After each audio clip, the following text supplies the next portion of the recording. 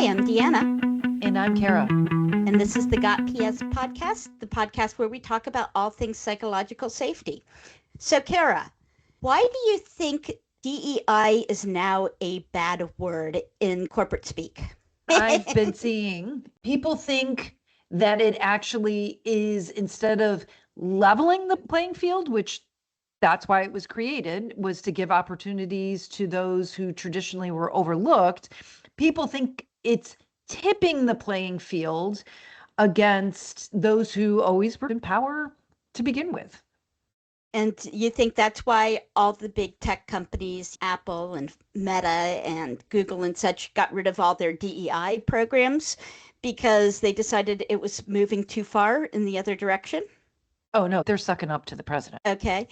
I've got a very interesting article here written by Aaron Zemost, and I apologize to Aaron if I completely butchered his last name. Mr. Zemost is a tech communications consultant and former head of communications policy and people at Square. And he's talking about why we got rid of all these nice programs, whether it was DEI, various employee-centered programs recently. It's not because Trump took power so much. It has all to do with the labor market. You're kidding me. This is the proposal. When the labor market is tight, and let's face it, in COVID, coming out of COVID, especially in the tech sectors, the labor market was really tight. All these companies wanted to hire great top engineers, and there's only a limited number of them. So they were really struggling to figure out how to differentiate between themselves. Now, back in the early 2000s, in the first .com boom, they did that by offering all sorts of goodies. There was free food and parties and free clothing, all sorts of things to try and differentiate themselves and make them attractive to the engineers they're trying to compete for. This time around, companies really focused more on making work feel more homey and fitting for the engineers. Surveys show the majority of engineers lean Democratic. So by embracing all these sort of Democratic tropes and saying, we're for the social justice and we don't think this and we want you to bring your whole self and everything, they were using this as a way to try and differentiate themselves from the competitors for top talent. Wow. I would have not expected that. But of course, I will say administration changes still impact that, though, right? Because when you have Republicans more in Congress, they are usually more leaning towards making policies that allow corporations to be in the driver's seat more than workers. So this is falling into that bucket Some, but some of it is literally just the labor market. The labor market now is very, I'll say loose or looser, as in the companies overhired during COVID times. And now with AI coming and stealing people's jobs, they're letting people go right and left. Suddenly the labor market isn't tight. They don't need to do special things to keep the top talent because the top talent looks around and says, shoot, there's nothing for me to go to. So they're staying, and the companies are like, now I can get rid of all these programs that A, cost me money, B, distracted my workers from spending 8 hours grinding on what I want them to do, and C, I never really cared about anyway because the primary thing I care about is making money. We know that because we used to have those programs where we worked, and there were 2, 3, 4 staff members at a high level that used to run those programs. We had budget, including hours and some spending money for some tchotchke and fun stuff and events and everything, to employee resource groups that for the most part were volunteer run. Definitely you're saving money doing that. I guess when I'm thinking of DEI, I'm also thinking of policies that go towards how we pick and choose people to interview in the first place. But that is, now that I'm thinking about it, that's like a separate kind of legal thing, is it not? Yes, it is. Think back, because I know you were involved in hiring in their early 2020s. and it was Mhm. so tight, and we were really struggling to hire new people, and to the point that we hired some people we might not have otherwise. What were the things you were telling them? Why were you telling them to come to our company? I'm willing to bet it wasn't money. It was doing something that they felt was important. It was good work life balance. It was an amazing retirement, things like that. Because we were trying to differentiate ourselves from the other companies out there to compete for talent. True. And we also were spending more money on learning resources, Mm-hmm. training, that kind of support, mentoring, job shadowing, all of that kind of stuff. And you're right. What is interesting right now when you think of looking at online hiring recs, you go across LinkedIn and you look at the technical fields, the requirements that they're looking for are crazy. The number of years of service, there's usually not as much like wiggle room in what they're looking for because they know they can be harder. They can be more selective, which makes it kind of Exactly. crazy to go out and try to apply for anything. It is. And we could go into the differences between men and women applying for jobs, but that's not what we're trying to talk about here. We're trying to talk about why the corporate environment seems to have so dramatically changed in the past year or so. And while some people, just like you, would have thought it was political, Mr. Zamost's theory is it has more to do with the labor market. And there's a good follow on article that is in Tech Dirt by Mike Masnick talking about this. He actually has an undergrad in labor relations. And it's basically when you're competing for a small pool of people, you do all sorts of things to make yourself be the place to go.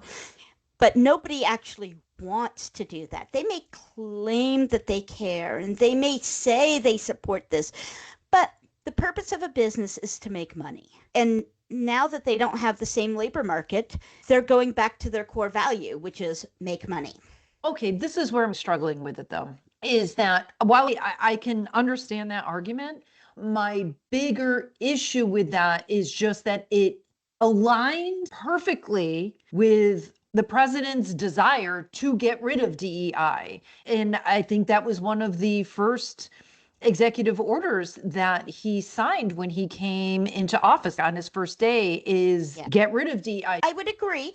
But if it was still a really tight labor market, they might have rebranded their DEI, but they would have kept it because they needed to attract top talent. But now they don't. There's a great quote from the Tech Dirt article, which is what people are missing is how utterly banal the explanation actually is. It's got nothing to do with ideology. These are business actors responding to incentives. When employees had the leverage, executives catered to them.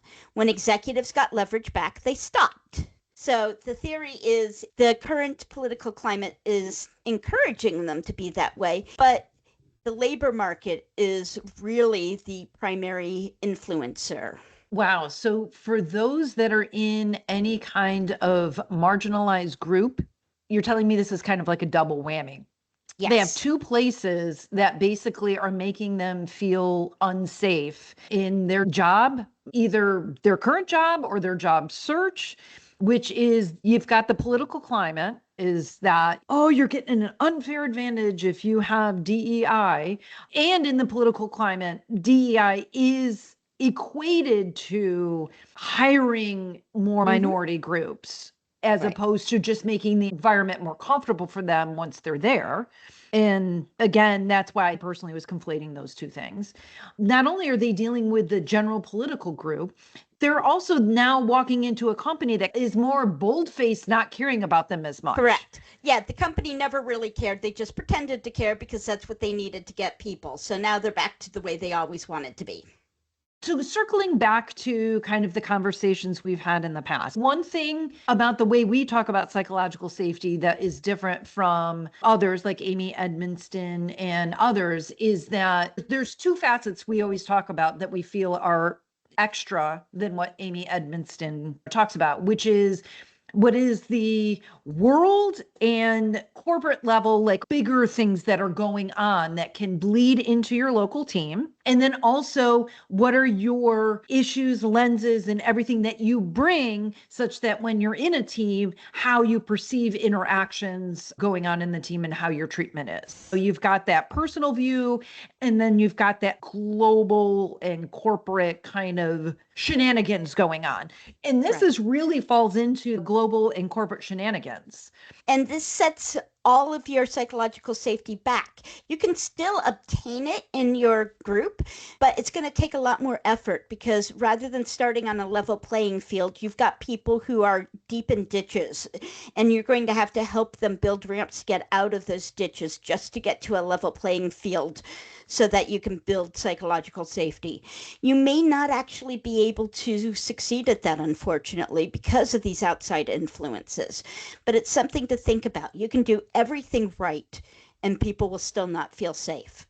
Absolutely 100% true. We have worked with people who are in some of these groups that because of what they're hearing on social media writ large, because of the change in president and everything else, they're never sure when they meet a new person, are they going to be aligned with current popular ideology emanating from the president or not? Every situation that they come into, be it with your customers, new team members, whatever, they're having to feel out that relationship in a way that those of us who aren't part of minority groups, we may struggle, but we don't struggle in the same kind of way.